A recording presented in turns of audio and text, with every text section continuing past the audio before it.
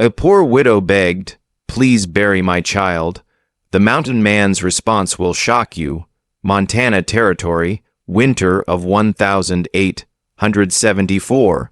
The sun sank behind the jagged spine of the Bitterroot Mountains, its dying light burning red against a sky smothered in snow. Wind howled through the pines, a mournful cry across the endless white. Beneath that storm of ice and silence, a lone figure trudged forward, small, frail, and nearly swallowed by wilderness. Her name was Sarah Whitmore, though no one had spoken it kindly in a long time. Her dress, once blue, was torn and stiff with frost. A threadbare shawl clung to her shoulders as she stumbled through knee-deep snow, clutching a limp bundle wrapped in a gray blanket. The child's head lolled against her chest, pale lips, still lashes dusted white from cold. "Hold on, baby, just a little longer," she whispered. "Mama's almost there." But the wind stole her words. Her boots, worn thin, slipped on the ice, and she fell to her knees. Pain shot through her, but she crawled forward, driven by something beyond reason. Love, desperation, guilt. For 3 days she had walked, following a faint trail through the pass. No one in Silver Creek would help her. They had spat at her feet when she begged for medicine. "Ain't nobody helping a woman who laid with an Indian," one had sneered. So Sarah left, carrying her fever-burning child into the storm, chasing a rumor she overheard at the general store about a man deep in the pines, once called Doctor Elias Boone, a Union Army surgeon turned recluse. The townsfolk called him the Mountain Man, said he was mad, dangerous, but no one else would help. By the time she saw the thin curl of smoke rising from a chimney, the world had become a blur of white and red.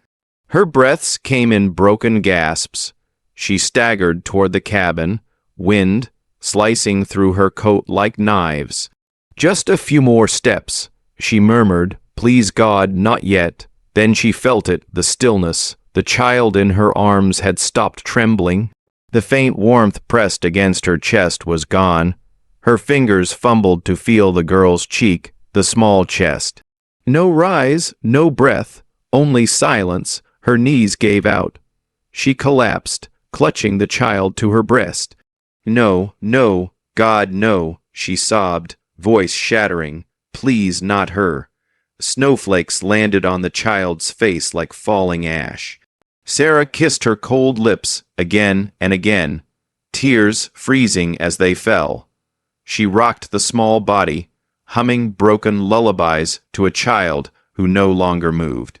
Time passed, minutes, maybe hours. Somewhere nearby, a faint glow flickered through the snow. With the last of her strength, Sarah dragged herself toward it, crawling on hands and knees. Her fingers were numb, bleeding, but she kept moving, leaving a trail of crimson on the white. She reached the door, raised a trembling hand, knocked. The door creaked open. A figure filled the frame, a tall man with a thick beard, rough coat, and eyes like steel reflecting fire light. Elias Boone said nothing. He looked down at the woman collapsed on his threshold, the bundle in her arms. Sarah tried to speak, but her lips were blue, her eyes red with tears. For a moment they only stared. Then, in a voice as thin as the wind, she whispered, "Please bury my child." Elias froze. The storm outside seemed to pause. Slowly he knelt beside her. His gloved hands reached for the bundle. He hesitated, then peeled back the blanket. The child's skin was pale, lips tinged blue. Her lashes were crusted with frost. Elias brushed a finger beneath her nose. Then he felt it, a tremor, a whisper of breath. He pressed his ear to her chest. A beat, weak, but there. His eyes widened. Something ancient and fierce surged in him. He looked back at Sarah, then to the open cabin. "She's still breathing." He shouted, "Come quick." The door swung wide behind him, letting the storm rush in. For the first time in years, Elias Boone's heart pounded, not from fear, but from hope. Elias Boone had not spoken to another soul in nearly a year. He lived at the edge of a granite cliff where the wind howled like wolves and the trees stood like silent sentinels. His cabin was hand-built, rough logs, stone hearth, no luxuries save for a shelf of old medical books, a battered trunk, and a rifle hanging above the door. The war had ended 9 winters ago, but the noise of it still echoed in his mind. Screams, torn limbs, field hospitals soaked in blood. And worst of all, the night he returned to find his own cabin burned, his wife's body left in the ashes, his son's toys half melted near the hearth. The men who did it were white settlers. They called her a traitor for marrying a Comanche sympathizer. For Elias, that word traitor became a noose. He hung it around his own neck year after year. He had sworn an oath to heal, to protect, and he had failed them. So he ran from the towns, the uniforms, the medicine. He buried the name Dr. Boone along with his wife and child. Only his old bloodhound Grizz stayed with him. Only the cold ever spoke until tonight. He shut the door behind him, wind banging hard against the frame. Snow poured off Sarah's shoulders as she collapsed near the hearth. Elias knelt swiftly beside her and unwrapped the bundle. The girl's skin was icy, her breath shallow. He moved fast, instincts overriding memory. He stripped off the child's wet clothes and wrapped her in wool. Then he grabbed a tin cup of hot water and dipped in a clean rag, gently pressing it to her neck, her chest, her feet. He poured a few drops of whiskey into her mouth, massaged her chest in small, careful circles, then used his fingers to stimulate breath. His eyes never left her face. Beside them, Sarah lay sprawled, eyes half lidded from cold and exhaustion. Her lips were blue, her body shaking. Elias grabbed a blanket, threw it over her, and stoked the fire higher. "Breathe," he muttered. "You have to breathe, little one." "Come on." The baby gave a weak cough. A thin wisp of breath ghosted from her lips. Elias sat back, exhaling for the first time in minutes. He stood and retrieved a small glass bottle from the cabinet, an old remedy from Comanche medicine, one his wife had taught him. Crushed juniper, pine sap, and wild mint. He dabbed a bit beneath the girl's nose. The baby whimpered, then moved. Outside, the storm screamed. Inside, a spark of life glowed. Elias sat beside them, back against the wall, arms crossed tight. He should not have let her in. He should have turned away like always. He had promised himself no more pain, no more people. But her voice, those 4 words, "Please bury my child," had shattered every wall he built. Grizz lay quietly at Sarah's side, head on his paws. Firelight danced on the girl's cheeks, slowly warming color back into her skin. After an hour, Sarah stirred. Her eyes opened slowly, dazed. She turned her head and saw Elias hunched near the child, fingers gently brushing the girl's damp curls off her forehead. "You saved her," she whispered, her voice. Elias looked up, startled that she was awake. He hesitated, then nodded once. Sarah's lips trembled, her eyes welled, and for a moment it seemed like words would spill out, but she said nothing, just watched the man in silence. Elias shifted uncomfortably. He returned his gaze to the girl. "Don't thank me," he said, voice low. "I haven't saved her yet." It was first thing he had said to another human being in nearly a year. Outside, the blizzard raged on, but in that cabin, beneath timber and stone, 3 broken souls breathed the same warm air for the first time. The fever came back before dawn. Willa's tiny body, though wrapped tightly in wool and warmed by the fire, began to tremble again. Her breathing grew shallow, her forehead burning hot against Elias's calloused hand. The soft pink of her cheeks faded to a worrisome gray. Sarah sat nearby, holding her daughter's fingers between her own, whispering prayers in a voice that cracked. She had never prayed so hard. Elias crouched by the hearth, grinding bark from a willow branch into powder with a mortar and pestle. He moved with speed, but not panic. Every motion was precise, efficient. It was the work of a man who had tried to cheat death before and failed too many times. "She's going to need more than warmth." He muttered, "Her lungs, they're drowning inside her." Sarah looked up. Is she dying? She's fighting. Elias retrieved a second bundle from a carved wooden box near the back wall. Leaves, roots, dried petals bound in cotton string. He selected one carefully, dark brown and curled. Its scent pungent and sharp. "What is that?" Sarah asked softly. "Wild sage and rabbit tobacco. Good for the lungs." He tossed a handful into boiling water. The cabin filled with a strange but earthy scent. Sarah watched, confused, as he unrolled a faded pouch containing what looked like smudged charcoal and white ash. He placed the mixture in a small clay bowl, lit it with an ember, and waved the smoke gently around Willa's body. It was not what she had expected. You use their ways," she said cautiously. "The Comanche." Elias nodded once. "I learned what I could from someone who believed in both medicines before they took her." Sarah said nothing for a long moment. The fire cracked. They called her a savage. Elias said, his voice low, as he crushed elderberries and mixed them into a thick syrup. Said she turned me wild. Said I betrayed my own kind. But she was the only soul who ever saw me for who I was and loved me anyway. He stood, carried the warm herbal blend to the child, and dabbed a few drops onto Willa's tongue. She flinched slightly, then stilled again. Sarah wiped her face with her sleeve. "I'm sorry," she whispered. "No one should have gone through that." Elias turned, his jaw tight. "You know better than most." Willa stirred. Then, without warning, her breath caught. She choked once, then stopped breathing. "No, no, no." Sarah's voice broke. She grabbed her daughter, clutching her close. "Please, please don't leave me, baby." Elias stepped in swiftly. "Lay her down now." Sarah obeyed, trembling. Elias grabbed a thin reed he had hollowed earlier, a tool he had made in anticipation of the worst. He tilted Willa's head gently, slid the tube into her mouth, and began to breathe through it in short, steady bursts. Sarah could only watch, her hands clutched in prayer, rocking back and forth as she cried. "Come on," Elias whispered between breaths. "Come on, little one." Seconds felt like hours. Then Willa coughed violently. Her eyes fluttered open. She gasped. She cried. The sound of that cry, thin, raspy, but alive, filled the cabin like a church bell. Sarah collapsed beside her daughter, pressing her lips to Willa's forehead. "Thank you, oh God, thank you." Elias leaned back, exhausted but focused, wiping sweat from his brow.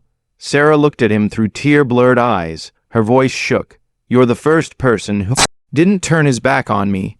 Elias stared into the fire, then down at the child, clinging to life because he had broken his own rules. "I already did," he said quietly. "I won't do it again." The storm had passed by the second night. The world outside was blanketed in snow, pure and undisturbed. Inside the cabin, the fire crackled low, casting flickering shadows along the walls. Willa slept beside the hearth, wrapped in furs, her breathing soft and steady.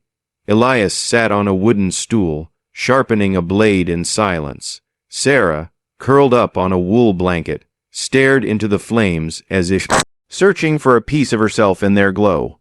Neither had spoken much since the second time Willa stopped breathing. There was a quiet between them, not awkward, but heavy like the pause between lightning and thunder. Finally, Sarah broke the silence. "I used to believe that God had a plan," she said softly, "that every hardship had meaning. My father taught me that. He was a preacher in Cottonwood Valley." Elias looked up from his blade but said nothing. "We had a small church. I grew up in the back room singing hymns, reciting scripture. Folks in town called me angel-hearted." She gave a bitter smile, "But angels aren't supposed to fall." Elias set the knife down slowly. "One summer when I was 16, I got lost in the woods picking herbs for my mother. I heard the wolves before I saw them, would have been torn to pieces if he hadn't come." She paused. Her eyes glistened in the firelight. "His name was Ketan. He was Comanche, young, quiet, strange to me at first, but he knew the forest like the back of his hand. He led me home, never asked for thanks." Sarah's voice dropped lower. "I started leaving food by the river for him, and he'd leave little carvings, feathers, Flowers, we never spoke in town, not once, but in the woods. We talked for hours. Elias leaned forward, elbows on his knees, listening without interruption. I loved him, Sarah said simply. He wasn't a savage. He was gentle. He understood silence better than any preacher ever did. I told him I'd marry him when I turned 17. I thought, if we told them together, my father would understand. She let out a breath that shook. But the night Khan came to our doorstep with an offering of venison and peace. They beat him before he said a word. My father stood on the porch and watched. Elias swallowed hard. They said he died on the edge of town, but he didn't. He crawled into the woods, broken and bleeding, and died under the tree where we used to meet. Sarah wiped a tear from her cheek. I was already carrying Willa by then. The church turned its back. I was dragged out by my hair, called unclean, ungodly. No one would speak to me. I gave birth in a goat shed 2 towns over. Elias looked at her as if seeing her for the first time, not just the weary mother or the outcast, but the girl who had once believed in love strong enough to defy a world built to destroy it. My wife, he said after a long silence, was Apache. They didn't kill her with their hands. They killed her with words. Starved her spirit until it gave up. Sarah looked at him, her eyes meeting his across the room through firelight and pain. You loved her with every piece of me that was still good. The flames danced higher for a moment, then settled. Sarah glanced over at her daughter, who shifted slightly in sleep. Then she looked back at Elias. I thought God forgot about us. She whispered, when no one would help. When I buried Kitten with my bare hands. When Willa burned with fever, and the world just kept turning. She wiped her nose, her voice cracking. But when I saw you lean down and breathe life into her, I knew I'd been wrong. Her words hung in the warm air. Elias did not answer right away. He only nodded once, slow, solemn, and sure. Outside the wind was quiet now, but inside that cabin, where pain had once been the only fire, something else had begun to burn. The days blurred together in a hush of falling snow and whispered breaths. The storm passed, but the mountains remained sealed under layers of white. The world outside the cabin was cold and silent, but within those walls, life stirred softly. Elias chopped wood in the mornings while Sarah stirred soup over the fire. Together they patched the leaking roof with pine tar and stitched blankets from old sacks. Elias carved a small wooden horse for Willa, its legs slightly uneven, but she gripped it tight with her tiny fingers. When she smiled, both adults forgot for a moment that the world had ever been cruel. He showed Sarah how to dry willow bark properly, how to brew tea for a cough using pine needles and elderflower. She watched with furrowed brows, absorbing every word, every gesture. In return, she sang to Willa at night, soft melodies in a tongue Elias did not know, but found strangely comforting. That's Comanche, isn't it? He asked one evening, his voice low as they sat by the fire. Sarah nodded. Just lullabies. Catton's mother used to hum them. She taught you. Sarah smiled. No, Catton did. He sang them to me under the stars. Elias looked at her long and quietly, then turned back to the fire. The flames cast amber light over the lines of his face, softening them. They laughed more often now, small chuckles over burnt bread, Willa's attempts to crawl across the cabin, or the way Grizz would chase snowflakes through the open door. But underneath their shared smiles, shadows lingered, wounds healed slowly in the cold. One night, as Willa slept curled against Sarah's side, Elias opened an old cedar trunk. He dug beneath a folded Union jacket and several brittle letters. From the bottom, he pulled out a small pouch wrapped in deer hide. He sat down across from Sarah and unwrapped it carefully. Inside was a single silver earring, an intricate design of feathers and turquoise. Unmistakably Apache, The metal caught the firelight, flickering like a tear caught midfall. She gave this to me the night we married. He said, her name was Nara. Sarah looked at the earring, then at Elias. She said nothing, but her hands tightened slightly around Willa's blanket. They killed her because she loved me, and because I did not stop them, he said. His voice was not angry, not bitter, just honest. Sarah's breath caught. I buried her wearing the other one. This I kept. Elias held the earring out to Sarah, palm open. I think she'd want someone like you to have it. Sarah's lips parted. Elias, I am not asking you to wear it for her. I'm giving it to you because I could not protect her. He paused, but I will protect you. Her eyes shimmered in the firelight. She reached out slowly, took the earring, and closed her hand around it, as if it were the most fragile thing in the world. I don't know what this means, she whispered. It means, Elias said gently, I will not let the world take from me again what it has no right to. The snow fell silent and slow. Inside, two people branded by sorrow, shaped by loss, sat close, the fire between them glowing steady and warm. And somewhere in the middle of the quiet, the ache in their chests softened. The mountain morning was sharp and still. Snow sparkled under a pale sun, and the air was so cold it cracked against the lungs. Elias was out front stacking fire. Wood he had just chopped, his breath rising in plumes. Inside the cabin, Sarah hummed softly to Willa, brushing the child's hair with her fingers. Neither of them heard the horses until it was too late. 5 riders crested the hill, coats dark, rifles slung, faces cold with purpose. Leading them was Thomas Everett, son of the preacher from Cottonwood Valley, and a man with a long memory and a wounded ego. Years ago he had courted Sarah with righteous arrogance. She refused him, and now he rode to reclaim what he thought was lost honor. There he spat, pointing toward the smoke curling from Elias's chimney. The savages hiding with that mountain rat. Let's bring justice. The others followed without question. Some were neighbors, others hired hands, but all of them carried guns and the scent of something uglier than law. Elias was just turning with an armful of logs when the butt of a rifle cracked against his temple. He dropped hard, blood spraying across the snow. They kicked him until he stopped moving. Inside, Sarah heard the thuds her breath caught. She peeked through a crack in the wooden shutters and saw the men, recognizing Thomas by his father's preacher coat. Now, stained with snow, she did not scream.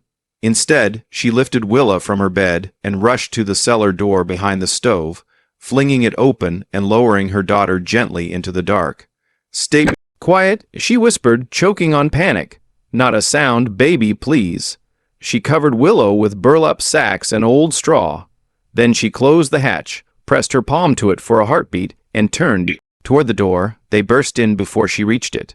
Well, well, Thomas sneered, stepping over Elias's fallen rifle. Didn't think we'd find you up here playing house with a murderer. Leave us alone.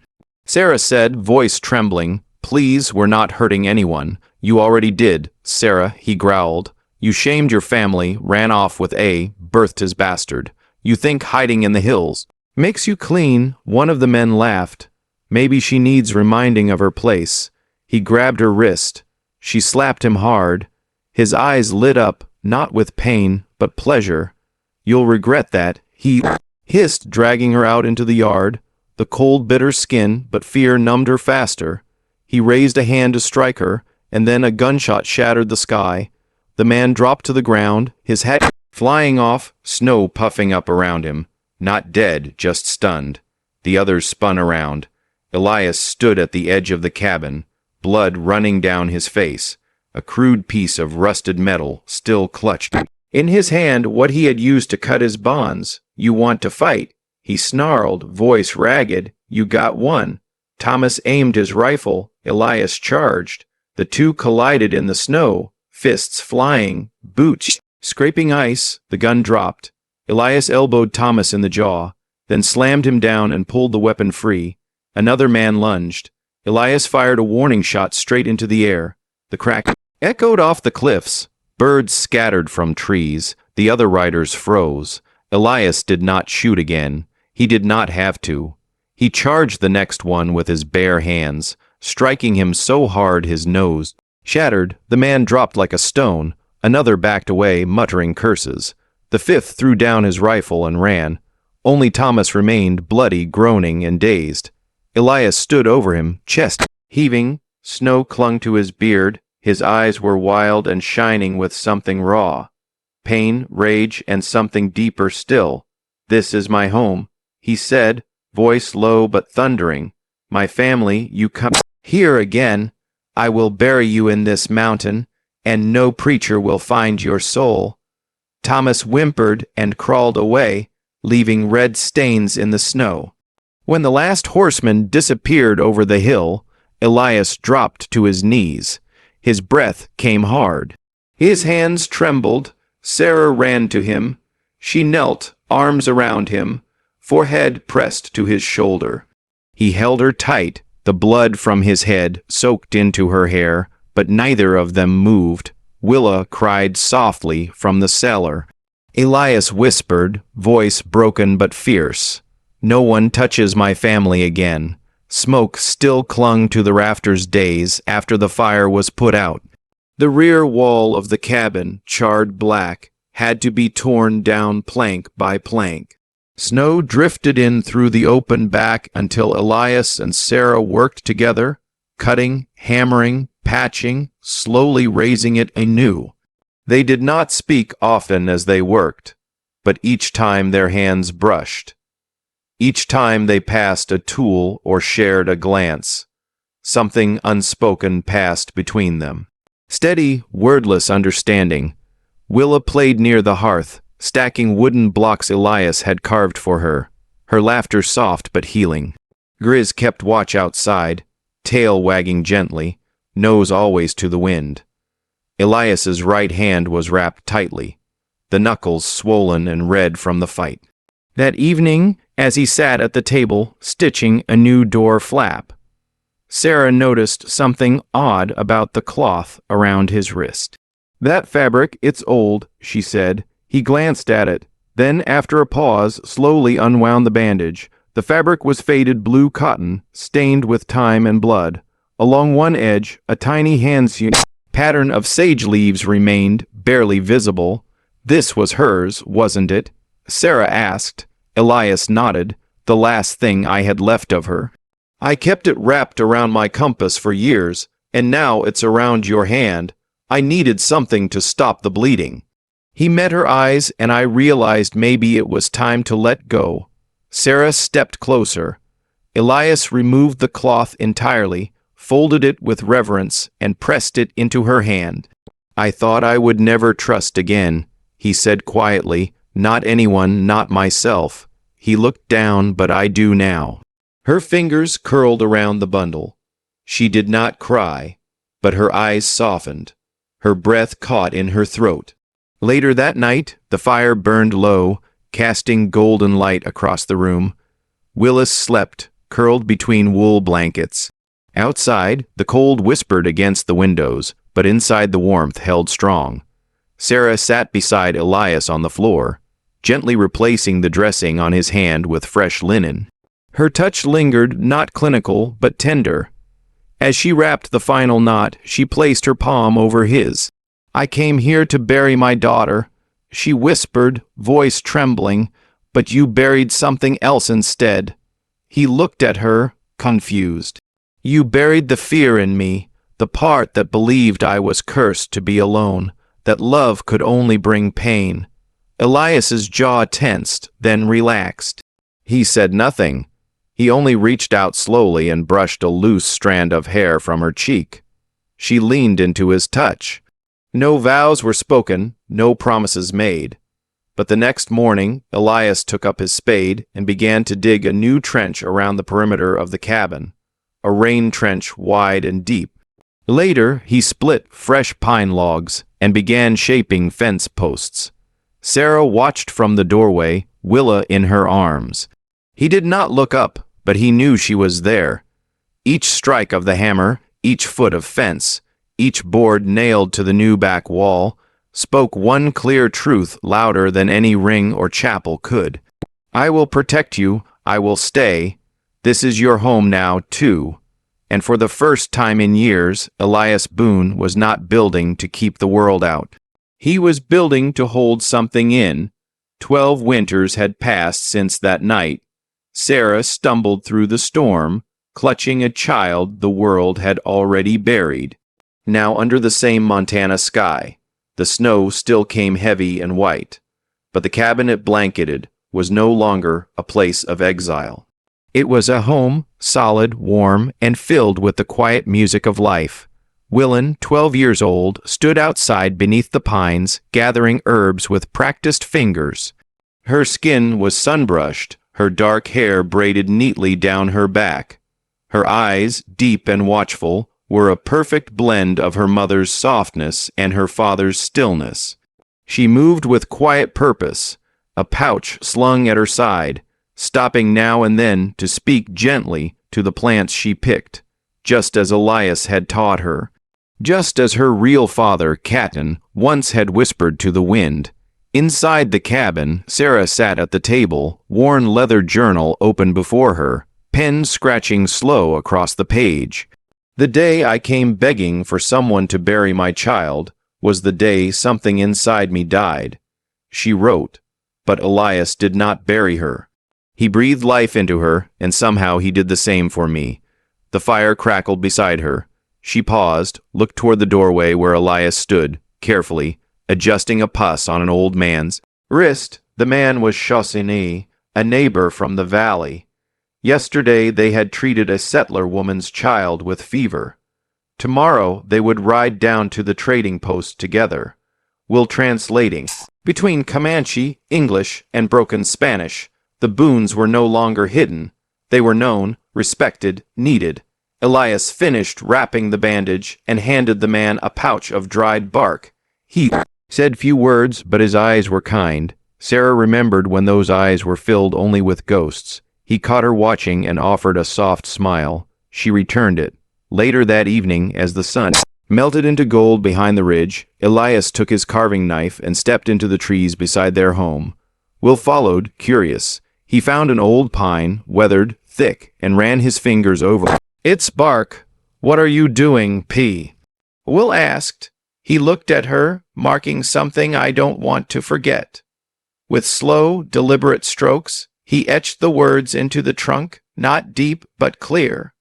When he finished, he stepped back. We'll read it aloud. She's still breathing, and so am I.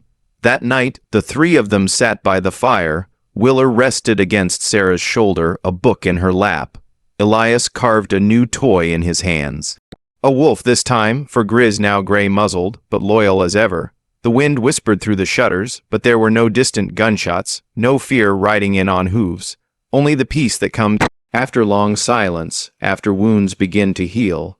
Sarah glanced down at her journal left open beside her. Some love stories do not begin with kisses.